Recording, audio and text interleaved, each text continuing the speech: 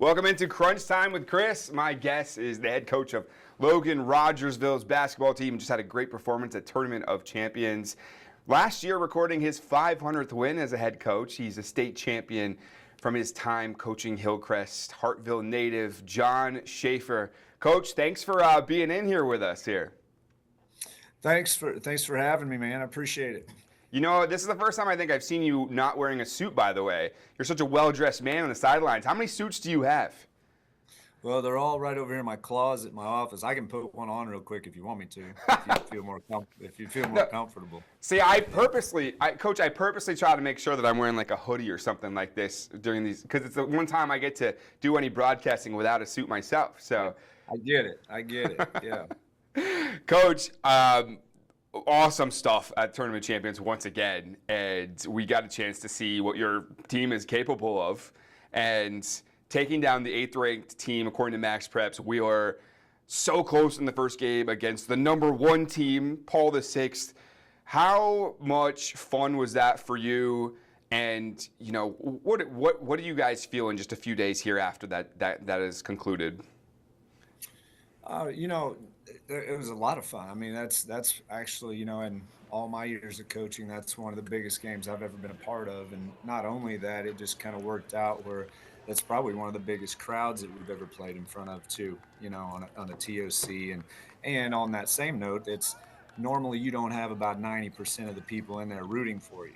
At least I've never had that experience. So that was fun as well. So, that memory alone is pretty special. And just, to me, I've seen a lot, been obviously coached a lot of games and seen a lot of things. And that'll be one of those things that sticks with me for a while. But no, just the kids, getting to, live that and be a part of that and do all those things. It's just memories for a lifetime for them. Yeah, I mean, we really enjoyed seeing the way your team is. Chase Branham gets so much of the credit, and rightfully so, being as talented as he is. What I noticed too while I was there is that you have so many good shooters on that team. You've got bigs who can dribble the ball. You've got a little bit of everything that seems like it can be a special formula going forward.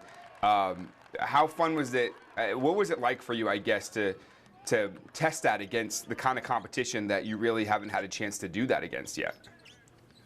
Well, yeah, it's nerve-wracking for one, because you don't know that that's the way it's going to go, or how kids are going to respond in that type of environment.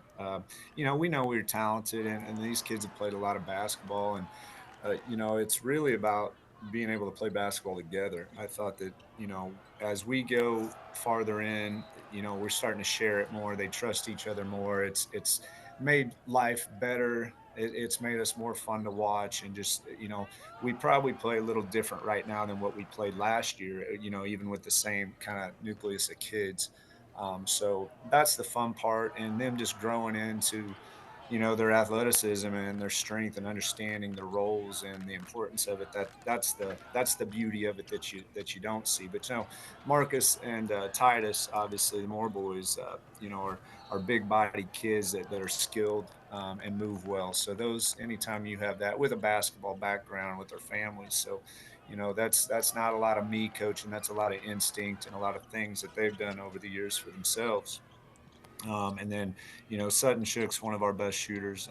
He shoots it. I mean, I think he can shoot it just as well as Chase at times, and they argue about that as well, trying to figure out who's the best. But and then Jack Sutherland as well. Jack's a really nice athlete and player, and Jack's a really good basketball player. His dad doesn't really think he is. He thinks he's a baseball player, but I try to tell him all the time he can be whatever he wants, but he doesn't listen to me. But no, Jack's a really tough kid who's, just a sophomore. That's the thing. Him and Titus are both sophomores out there playing in the TOC in big minutes and having to do big things and pressure situations. So I was really proud of those two for, growing up, on the fly right there and handling that type of atmosphere. Yeah, Coach, I mean, you don't mess with a Sutherland in Rogersville, right? I mean, they're kind of like, they are good at pretty much, like every time I do a highlight, whether it's baseball or basketball, I feel like I end up saying his name. One of them, or Curry's, I mean, big things at Missouri State for Curry. A lot of Yeah, fun. we miss Curry a lot just for his charge taking ability. We can't get Jack to take one, so I don't know what the deal is at, but maybe that goes back with the maturity thing too. But no, Curry was an outstanding player, and so is Jack. They're both really great athletes. I'm super curious. You obviously know exactly what a state championship program looks like, having won one in your time at Hillcrest, and this team going forward just seems we haven't seen you guys be stopped. Is is how it looks right now. And so, how do you feel about your team's chances to take home the ultimate prize this year? Well, it's really hard. I mean, that's the thing is that we've gotten third the last 2 years and had a really nice basketball team the last 2 years. So to get there and everybody forgets, like, do I think we're talented enough? Absolutely. I know that we can.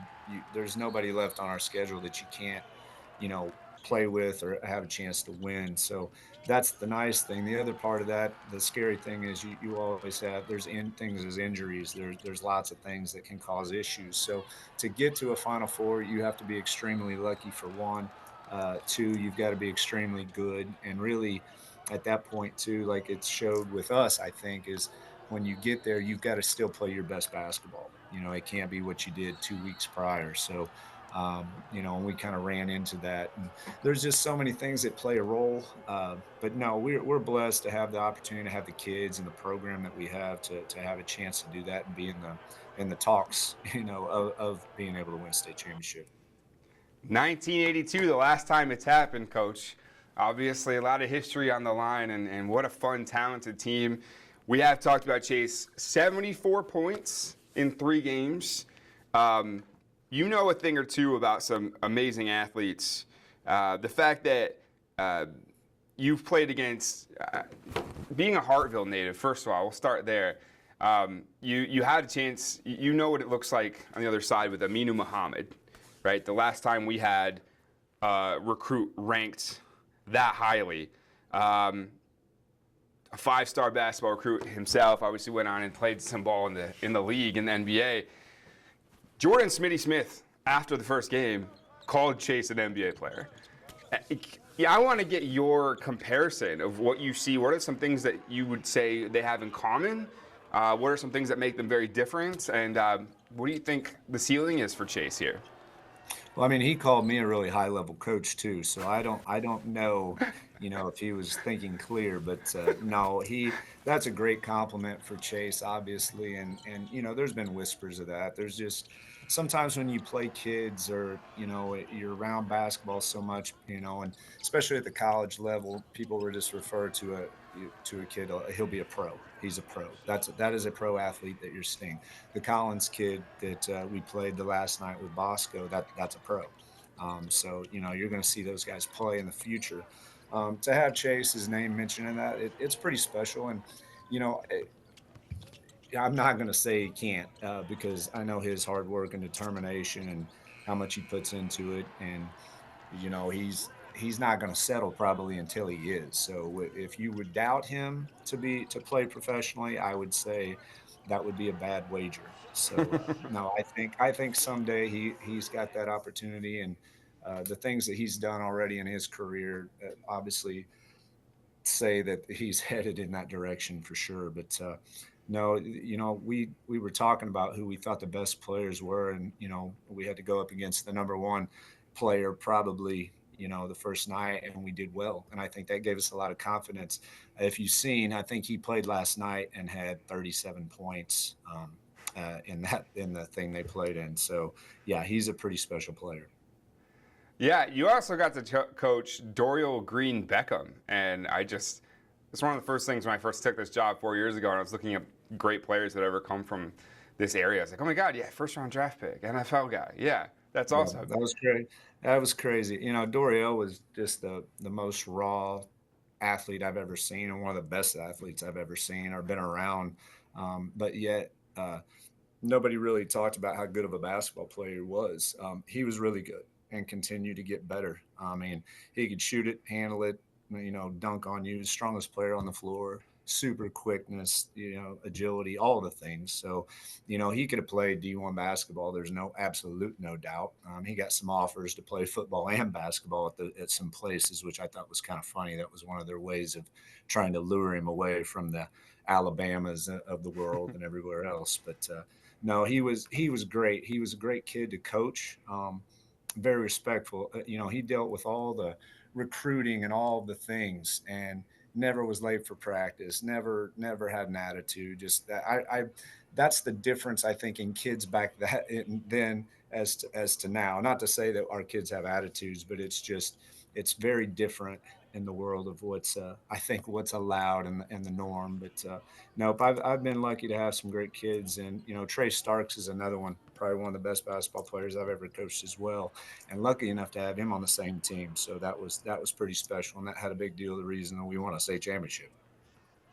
Yeah, and I want to go back too. So you started at Dadeville, is that correct? Dadeville, and then also Mountain Grove as well. Well, my first job was Greenwood. I was still in college, so I Okay. worked there with Mark Fisher. So it wasn't real. I mean, I you can call it a job. I mean, I got yelled at and didn't make any money, and I got all those things. And Right. so yeah, that was my first job. And then yeah, I took my first real job was Dadeville, and I was there. I coached both boys and girls there for 4 years, same time, junior high, high school, baseball, all of it. So it was a great experience for me. It was a great teaching tool.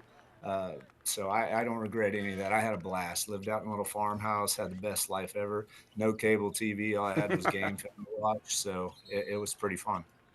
Yeah, and obviously, you come from a special place. You mentioned earlier the fact that you're from Hartville, and this felt like a homecoming for you. I'm sure coming in 2017 when you took the job here at Logan Rogersville, and you know, uh, you're talking about a few places where it feels like basketball is just life. I mean, in the short time that I've been here, that's something I learned pretty quick too. Is like we talk about Aminu Mohammed. Well, Hartville was one of the few teams that was ever able to slow him down.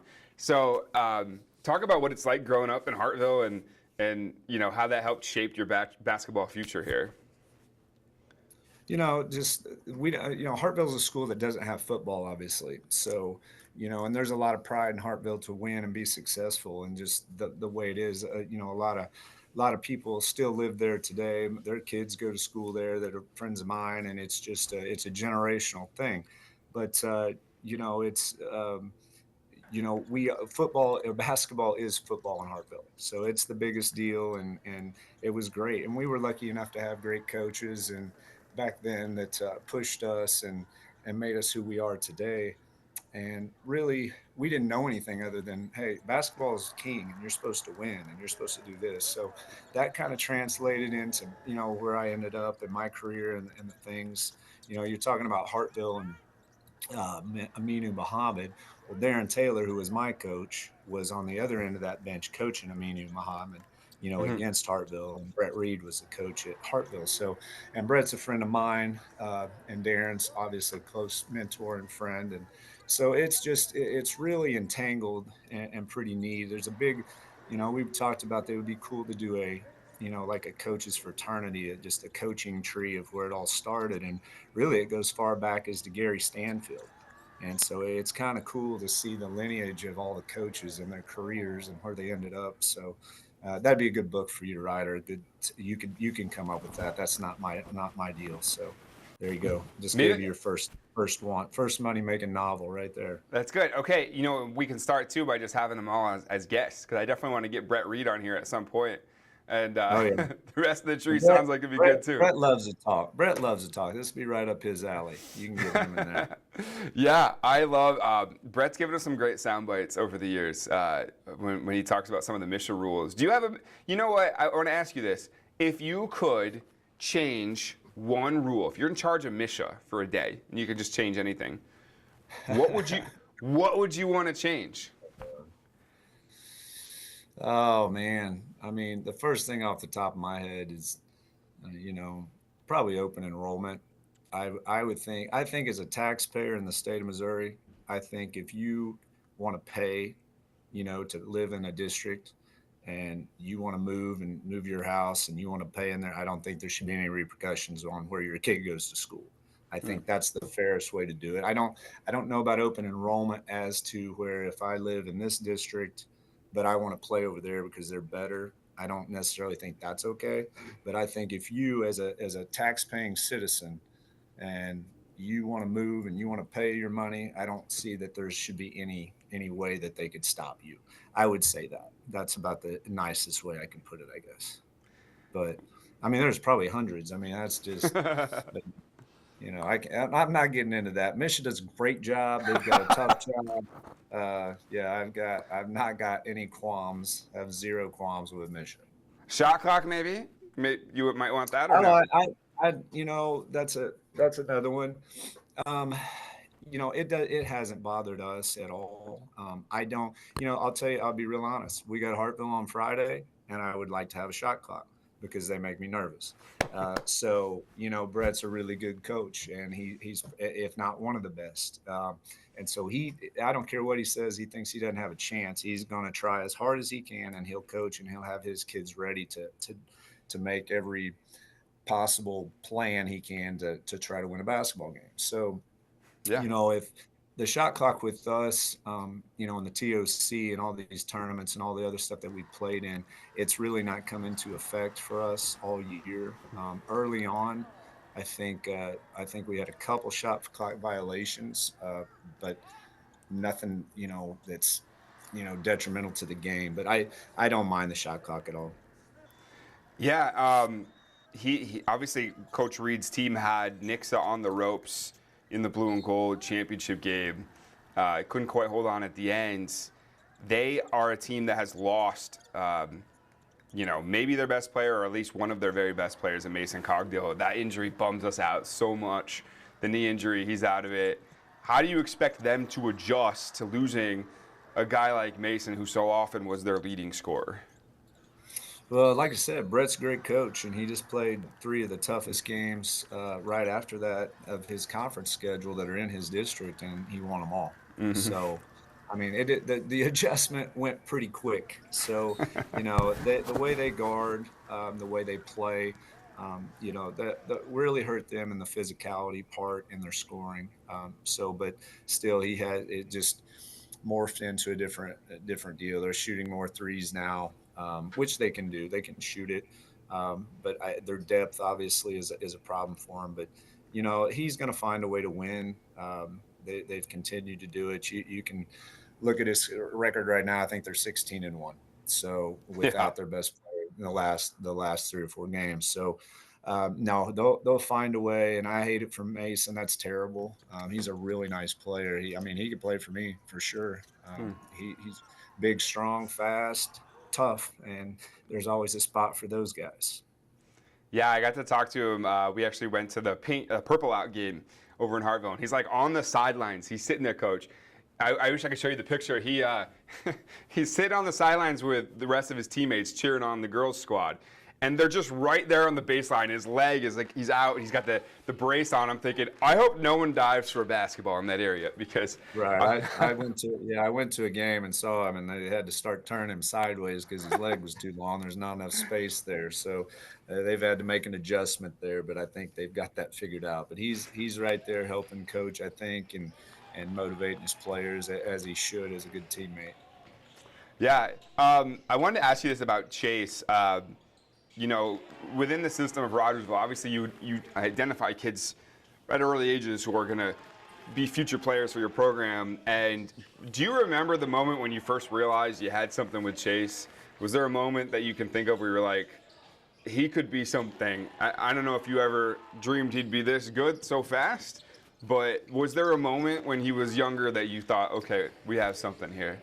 Well, when we went over, I hadn't seen him play. I just heard about him, and so when I went over and watched him in junior high, uh, you know, as an eighth grader, we went over. We take the team over usually once a year and watch and cheer for our junior high guys and have a night. But the game I watched, they were playing. I think the best team. I think it was Willard possibly. They're playing somebody pretty good, and he just basically took over the game. And he just refused to lose, and some of the plays he was making and things he was doing, I just looked. I said, he's going to play for us right away.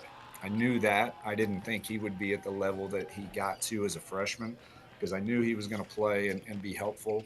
I didn't know he was going to be my star point guard as a freshman. So that was a pleasant surprise. So, but no, I knew he was going to be good. And then after his freshman year, I was pretty much thought when you lead a good basketball program as a freshman on a senior heavy team, and you're the leading scorer and you lead us to the Final Four. I was like, well, he's pretty special. You know, we touched on some of the great players that you've coached or even coached against with Muhammad, with Green Beckham, and the players on that team that you coached that went to the state title. What do they have? What do these superstar type athletes, including Chase here, what do they all have in common that you've noticed that truly helps make them great?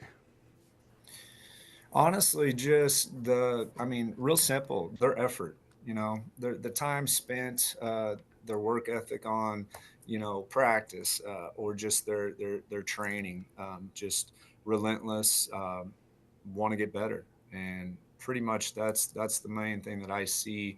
The guys that stand out, it's no secret that they're at the gym later. They do more reps. They spend more time. They're always playing. They're always working on their game, and it's real simple. And we preach to our guys about that. Some guys moving coming up, and I'm like, hey, how many of you guys been in the gym? I said, you're sitting here watching a D1 recruit every day, and if you want to get better, then do what he's doing. Spend some more time, and it's really crazy that you have that in front of you as a kid and you look at it and you're like, I think I'll just go. It's okay. I'm good with where I'm at. So that's an eye-opening thing for me sometimes. But kids are, they're young. That's your job to coach and motivate them and make them understand. And our guys do. I mean, but it's just like anything else. Some kids are willing to do the work and some aren't, and that's as is in life as well. But no, the what makes them special is who they are, and pretty much if you're a winner, you find a way to win, and that's what those guys excel at. You know, I wanted to ask you too. I know you touched a little bit on all these guys. The Moore brothers, I love it because they're bigs, and all of a sudden they'll just. Do they take it personally when people try to pretend they can't dribble the ball? Because it looks like they just like I saw. I forget if it was Marcus or Titus, but they during the TFC, someone picked him up full court and he just blew past him, went coast to coast and laid it in. And I just thought, wow, for big guys, they can handle the ball so well. They must take a lot of pride in that, huh? I think so. Sometimes they take too much pride in it because I'm the one telling them to pick it up because I'm the one that's nervous and terrified, and because I have seen the end result of that.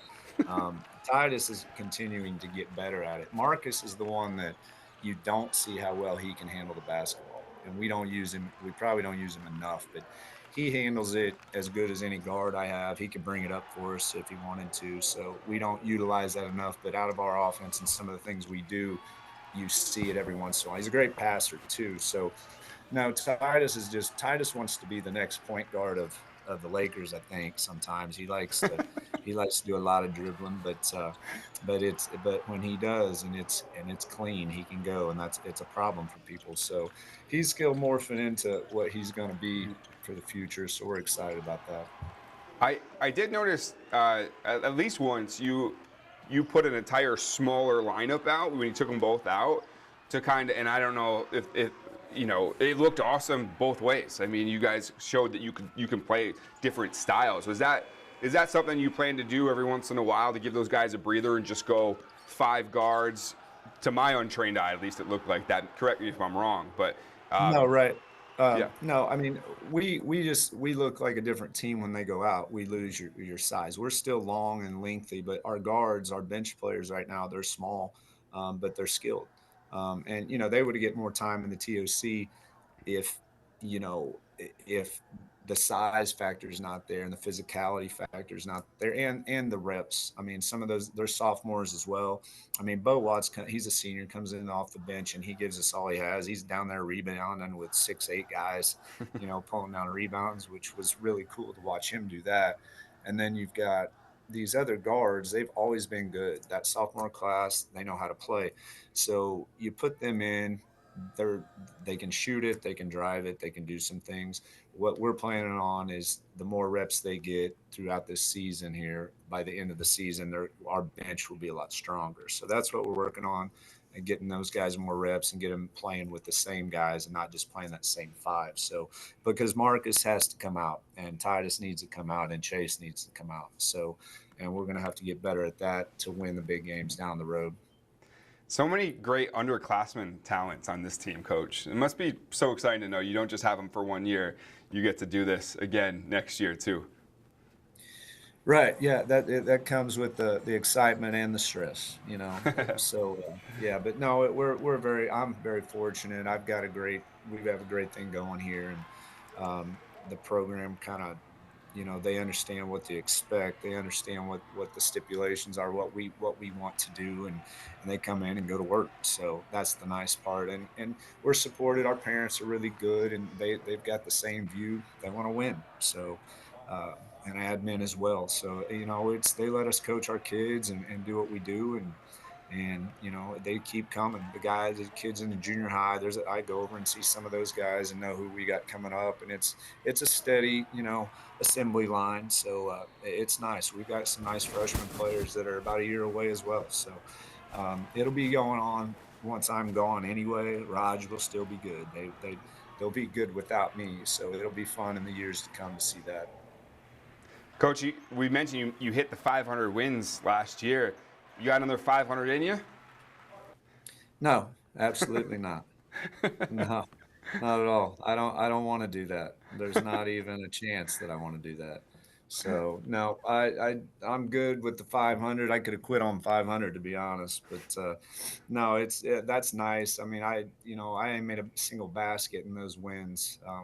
So that's all the guys over the years. So that's a nice thing for them. Like it's up there on the wall Yeah. but that's the kids. So it's pretty cool. Do you miss baseball, Coach? I know you were quite the baseball player growing up. Uh, yeah. I don't miss coaching it because you can't control baseball. I got control issues. I think I didn't learn that till I was probably about 40 years old. But yeah, definitely got control issues in baseball. Man, that's a thing you sit out there and watch and just cross your fingers. So, I mean, there's only so many things you can do in that. But yeah, I miss playing, and I like to go. I like to watch baseball a lot, but coaching baseball, um, it's outside, it's cold.